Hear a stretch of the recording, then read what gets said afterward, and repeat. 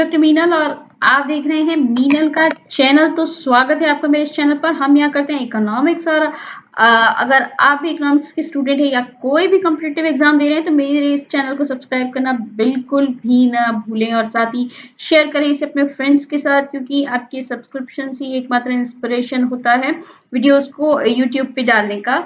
तो हमारे आज के वीडियो का टॉपिक रहेगा कोर्नोट मॉडल। डिओपॉली का ये एक बहुत ही फेमस मॉडल है। ओलिगोपॉली में जब डिओपॉली की सिचुएशन है यानी कि दो ही सेलर हैं तो उसे हम कहेंगे डिओपॉली, और हम उसमें आज करेंगे कोर्नोट मॉडल। तो देखिए ये जो है एक नॉन कोल्यूसिव ओलिगोपोली का मॉडल है। कोल्यूसिव ओलिगोपोली यानी कि जब जो दो या दो से ज्यादा जो फर्म्स हैं इंडस्ट्री में, क्योंकि ओलिगोपोली की जैसा मैंने आपको पिछले वीडियो में बताया विशेषता है कि कुछ एक ही सेलर्स होते हैं, फ्यू सेलर्स ही होते हैं। तो वो जो फ्यू सेलर्स, कुछ सेलर्स जो हैं बहुत कम संख्या में जो है वो अपना एक एग्रीमेंट बना लेते हैं, एक तरह का एक कार्टेल बना लेते हैं, तो वो जो है कोल्यूसिव ओलिगोपोली होती है। लेकिन ये जो कोर्नोट मॉडल है ये नॉन कोल्यूसिव ओलिगोपोली का है, यानी कि अगर डिओपोली की बात करें दो सेलर हैं तो दोनों सेलर अपनी अपनी स्ट्रेटेजी अपने हिसाब से अलग से डिसाइड करेंगे। तो ये जो है ऑगस्टीन कोर्नोट 1838 में उन्होंने ये मॉडल दिया था। ठीक है, तो 1838 में इन्होंने ये मॉडल दिया था कोर्नोट, जिनके इनके नाम पर ही इस मॉडल का नाम रखा गया है। तो ये जो डिओपॉली है, डिओपॉली का मॉडल है, ये डिओपॉली जो है क्या है, ये ओलिगोपोली का एक स्पेशल केस होता है जबकि मार्केट में सिर्फ दो ही सेलर होते हैं। ठीक है, मार्केट में अगर दो ही सेलर हैं तो हम उसे कहेंगे डिओपॉली। जो दोनों सेलर हैं, अगर हम इस मॉडल की बात करें तो इस मॉडल के हिसाब से कोर्नोट ने कहा जो दोनों सेलर हैं वो कंप्लीटली इंडिपेंडेंट हैं। ठीक है, एक दूसरे से बिल्कुल स्वतंत्र हैं, उनके बीच में कोई एग्रीमेंट एग्जिस्ट नहीं करता है। उसके बाद कंप्लीटली क्या है, इंडिपेंडेंट हैं, उनके बीच में कोई एग्रीमेंट नहीं है, एक दूसरे से बिल्कुल स्वतंत्र है।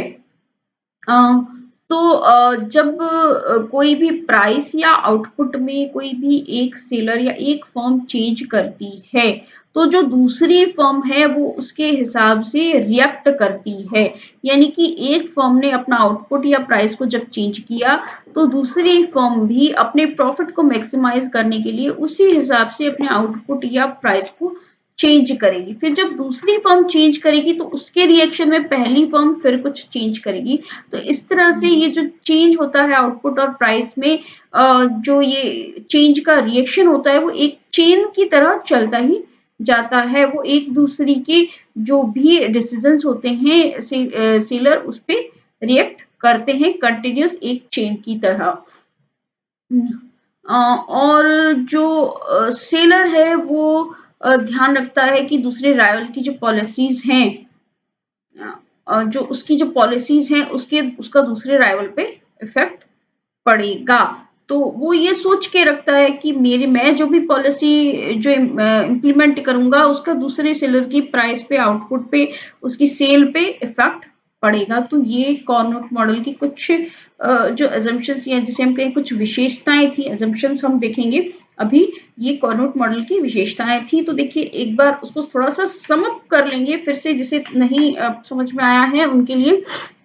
सिर्फ दो ही सेलर हैं मार्केट में, सिर्फ दो ही सेलर हैं जो कि उस चीज को प्रोड्यूस करते हैं, या जिसे हम कहेंगे उस इंडस्ट्री में सिर्फ दो ही सेलर हैं। और वो जो दो सेलर हैं एक दूसरे से बिल्कुल इंडिपेंडेंट हैं, उनके बीच में कहीं कोई एग्रीमेंट नहीं है, वो कहीं से भी एक दूसरे को कोई कॉपरेट भी नहीं कर रहे हैं, जो पॉलिसीज बना रहे हैं वो भी एकदम इंडिपेंडेंटली बना रहे हैं। एक जब अपने प्राइस और आउटपुट में चेंज करता है तो उसका इफेक्ट ऑब्वियसली दूसरे पर भी पड़ता है, और इफेक्ट पड़ने के कारण दूसरा भी जो है उस हिसाब से रिएक्ट करता है और अपने आउटपुट या प्राइस में चेंज करता है। तो जब दूसरा अपने आउटपुट या प्राइस में चेंज करता है तो पहला वाला फिर से उस जो दूसरे ने जैसा रिएक्ट किया उस हिसाब से वापस वो रिएक्ट करता है। तो इस तरह से ये एक्शन रिएक्शन की जो एक चेन है वो चलती जाती है, वो एक दूसरे के कार्यकलापों को देखकर रिएक्ट करते हैं। और जो हर एक सेलर है वो अपने दिमाग में ये बात रखता है कि वो जो भी पॉलिसीज बनाएगा उसका राइवल पे इफेक्ट पड़ेगा। ठीक है, अब देखिए इसकी जो ये जो मॉडल है इसकी एजम्पशंस क्या है। सबसे पहली चीज तो दोनों जो सेलर हैं वो इंडिपेंडेंट हैं, वो इंडिपेंडेंटली अपना जो है डिसीजन लेते हैं। एक जो सेलर है वो होमोजीनियस प्रोडक्ट, एक जैसा जो प्रोडक्ट है वो सेल करते हैं, प्रोडक्ट बिल्कुल होमोजीनियस है। डिमांड कर्व जो है उनका कैसा है, constant negative slope demand curve है। और कॉस्ट ऑफ प्रोडक्शन क्या है, वो जीरो है, कॉस्ट ऑफ प्रोडक्शन जीरो है, यानी जो एमसी है वो क्या होगा, जीरो होगा।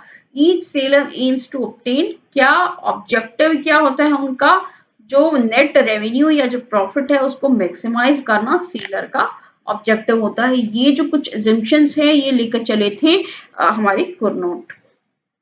तो अब देखिए इस मॉडल को देखते हैं। तो ये जो है एमडी, ठीक है, एमडी है, एमडी क्या रिप्रेजेंट करती है, ये डिमांड कर्व है डियोपोली मार्केट का, या जिसे हम कहेंगे A R, A R curve है ये।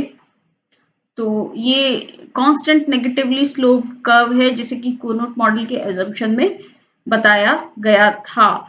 और जो प्रोडक्ट्स है डियोपॉली के वो होमोजीनियस है, ये भी बात ध्यान में रखने की है। तो सपोज जो ए प्रोड्यूसर है वो मार्केट में ऑपरेट कर रहा है, ओके, ए प्रोड्यूसर मार्केट में ऑपरेट कर रहा है। तो और ये जो ए आर है, ए आर के कॉरस्पॉन्डिंग ही एम आर बनाया है, एम आर क्या है, डी क्यू। तो डी क्यू जो है ये एम आर है। तो ये जो मैं मान लू डी क्यू, फर्स्ट जो हमारा प्रोड्यूसर है ए, उसका ये हो गया एम आर वन, तो ये इसका जो है वो एम आर वन है, ठीक है, ये ए आर है, ये एम आर वन है। अब अजम्पशन, अजम्पशन क्या थी हमारी, तो देखिए सबसे पहले तो negatively sloped, constant negatively slope demand curve है जो कि हमने ये बना दिया है, ओके, जो कि ए आर के बराबर भी होता है। सेकंड हमारी अजम्पशन थी जो कॉस्ट है, कॉस्ट ऑफ प्रोडक्शन क्या थी, वो जीरो थी। दैट मीन्स एमसी क्या होगा, एमसी भी जीरो होगा। तो दैट मीन्स क्या है, ये जो एक्स एक्सिस है, ये एक्स एक्सिस को ही हम मान सकते हैं कि ये एमसी है, ठीक है। तो ये जो एक्स एक्सिस है यही हमारा एमसी होगा। अब ये जो है एक प्रोड्यूसर है, सिर्फ एक प्रोड्यूसर है ए, तो सिर्फ एक ही प्रोड्यूसर है ए, और ये इसका एम आर है, एम आर वन, और ये इसका है मार्केट का, ये पूरे मार्केट का ए आर कर्व है। तो इक्विलिब्रियम कहाँ होता है, अब देखिए इक्विलिब्रियम कहाँ होता है, इक्विलिब्रियम की कंडीशन से हमको पता है M R is equals to, जहां एम सी है वहां पे इक्विलिब्रियम होगा, ठीक है। अब ये जो है ये एक्स एक्सिस ही इसका एम सी है, बिकॉज कोनोट मॉडल के अजम्पशन के हिसाब से जो कॉस्ट ऑफ प्रोडक्शन है वो जीरो है। तो यहाँ पे ये जो पॉइंट है क्यू, यहाँ पे एम आर जो है वो एमसी के इक्वल है, एम आर एमसी के इक्वल है, दैट मीन्स यहाँ पे जो है इक्विलिब्रियम होगा, ओके। अब इसको यहाँ से ऊपर ले जाएं तो प्राइसेस डिसाइड होगी, प्राइस कितनी हुई यहाँ पर OP2, OP2 प्राइस हुई, और OQ जो है वो क्वांटिटी हुई। तो OQ क्वांटिटी OP प्राइस पर सेल करता है ड्यूपोलिस्ट, यहाँ पर जो प्रोड्यूसर ए है वो OQ क्वांटिटी OP प्राइस पे सेल करता है। तो अब देखेंगे अगर तो, और ये जो सेल करता है यहाँ पर M R is equal to M C कहाँ पे होता है, जहां पे होता है हमारा मैक्सिमम प्रॉफिट। तो यानी कि इस कंडीशन में जो कोनूट का जो डियोपॉली मॉडल है, यहाँ पर ओ क्यू प्रिडिक्शन पे जो प्रॉफिट है वो हमारा मैक्सिमम है। तो ओ क्यू प्रोडक्शन बेचता है और जो प्रॉफिट है वो कितना है, O P two P Q, ठीक है। OP2PQ जो है हमारा प्रॉफिट है, ये जो हमारा रेक्टेंगल बन रहा है स्क्वायर, ये हमारा प्रॉफिट हुआ। ठीक है, अब देखिए क्या है, सपोज एक नई फर्म बी, ठीक है, फर्म बी जो है वो मार्केट में आ जाती है, तो ओ क्यू जो है, ओ क्यू पार्ट तो मार्केट का ले रखा है फर्म ए ने, ठीक है, ओ क्यू पार्ट तो फर्म ए ने ले रखा है, पीछे कितना बचा है बी फर्म के पास, बी फर्म के पास बचा है क्यू एम पार्ट जो है मार्केट का वो बचा है, ठीक है, क्यू एम पार्ट जो मार्केट का है वो बचा है, यानी कि हाफ जो है, हाफ पार्ट तो फर्म ए ने ले लिया और हाफ पार्ट बचा है जो कि फर्म बी के पास है, या फर्म बी जो है उस पर अपना कब्जा कर सकती है, उतना वो सेल कर सकती है। तो अब फर्म बी का एमआर कर्व हम देखेंगे, ये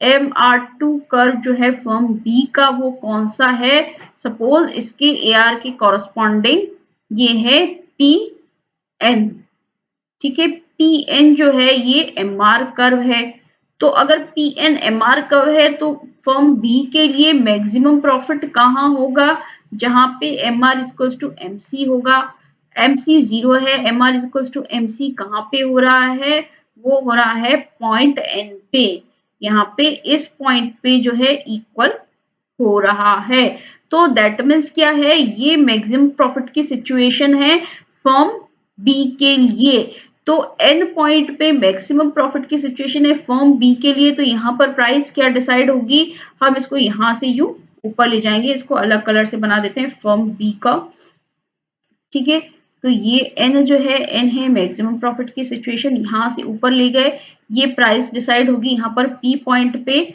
OP1 प्राइस है, ठीक है, क्वांटिटी वो कितनी बेच रहा है, क्वांटिटी वो बेच रहा है QN के बराबर, इस प्राइस पर वो QN के बराबर क्वांटिटी बेच रहा है, और जो इसका जो प्रॉफिट है वो ये वाला होगा RPNQ, ये प्रॉफिट होगा फर्म बी का, ठीक है, और ये वाला जो हिस्सा था ये प्रॉफिट था हमारा फर्म ए का,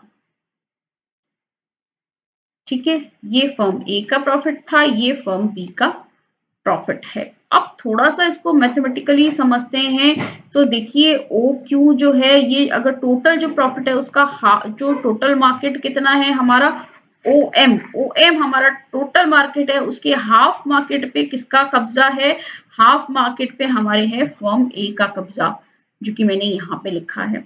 अब पीछे का जो आधा बचा उसमें से कितना, आधे का आधा, ये जो है एन जो है इसके बिल्कुल बीच में है, तो ओ क्यू एम जो है, क्यू एम का जो आधा है उस पे किसका कब्जा है, फर्म बी का, ठीक है, तो यानी कि ये हो जाएगा हमारा 1/4, ठीक है, आधे का आधा 1/4 किसका हो जाएगा, फर्म बी का जो है, बी का पार्ट हो जाएगा। अब क्या होगा, अब देखिए प्राइस जो है जब फर्म बी ने मार्केट में एंटर किया तो उसने क्या किया, उसने अपनी प्राइस को कम रखा, P1 ही रखा, लेकिन जो फर्म ए की प्राइस है वो P2 थी, तो क्या होगा जब फर्म ए देखेगी कि मार्केट में प्राइसेस कम हो गई हैं, बी फर्म ने प्राइस कम कर दी है, तो उसे ये हमेशा डर लगा रहता है, जैसे कि हमने देखा कि डियोपॉली में, इस मॉडल में हमेशा डर लगा रहता है कि जो अगला जो रिएक्शन करेगा उसकी वजह से फर्म को लॉस हो सकता है, राइवल के रिएक्शन से फर्म को लॉस हो सकता है, तो P1 अगर प्राइस इसने कर दी है तो फर्म ए भी सोचेगी कि मुझे भी अपनी प्राइस को कम करना चाहिए, अदरवाइज मार्केट से बाहर निकलना पड़ सकता है, तो उस केस में क्या होगा, फर्म ए क्या सोचेगी, तो फर्म ए ये सोचेगी कि जो उसकी राइवल फर्म है उसके पास कितना है, कितना मार्केट है, कितनी सप्लाई है, मार्केट की 1/4 सप्लाई है, बी के पास 1/4 सप्लाई है, तो फर्म ए ये सोचेगी अभी उसके पास कितना मार्केट बचा है, 3/4 मार्केट फर्म ए के पास बचा है, ठीक है, फर्म बी के पास कितना मार्केट है, 1/4 है, ये जो रेड वाला मैंने किया है रेड शेडेड जो है वो फर्म बी का मार्केट है। ये कितना है? टोटल मार्केट का 1/4 है। तो फर्म ए क्या सोचेगी, उसके पास अभी कितना मार्केट है जो वो कैप्चर कर सकती है? उसके पास है 3/4 मार्केट। ठीक है, 3/4 मार्केट वो कैप्चर कर सकती है। तो वो क्या करेगी, उसके लिए अगर उसके पास 3/4 मार्केट अवेलेबल है, अब उसको अपना प्रॉफिट मैक्सिमाइज करना है। तो मैक्सिमाइज करने के लिए वो क्या करेगी, अपनी जो सप्लाई है वो 3/4 की आधी सप्लाई वो देगी। ठीक है, अगर पूरी सप्लाई देंगे तो यहाँ पर प्राइसेस जीरो हो जाएंगी, पूरी नहीं देगी वो, 3/4 की आधी सप्लाई देगी। दैट मीन्स उसकी सप्लाई हो जाएगी 3/8। तो जहां पहले उसकी सप्लाई 1/2 थी वो कम होकर 3/8 हो गई फर्म बी के मार्केट में एंटर होने की वजह से। ठीक है, तो यहाँ पर ये 3/8 हो जाएगी उसकी सप्लाई, और प्राइसेस जो है वो कम कर देगी फर्म। तो अब फर्म ए ने जब इस तरह का रिएक्शन किया तो इसके बदले में क्या होगा, फर्म बी फिर से रिएक्ट करेगी। ठीक है, फिर से रिएक्ट करेगी, यानी कि अब फर्म बी क्या सोचेगी कि टोटल मार्केट में से 3/8 जो है वो तो फर्म ए ने ले लिया। ठीक है, अब उसके पास कितना मार्केट बचा है, फर्म के पास, फर्म ए के पास कितना मार्केट बचा है? 5/8 का मार्केट फर्म के पास बचा है। फर्म बी के पास 5/8 मार्केट बचा है। तो अब फिर से क्या होगा कि इस जो फर्म ए ने 3/8 मार्केट कैप्चर कर लिया और हिसाब से अपनी प्राइसेस डिसाइड की, तो फर्म बी भी इसका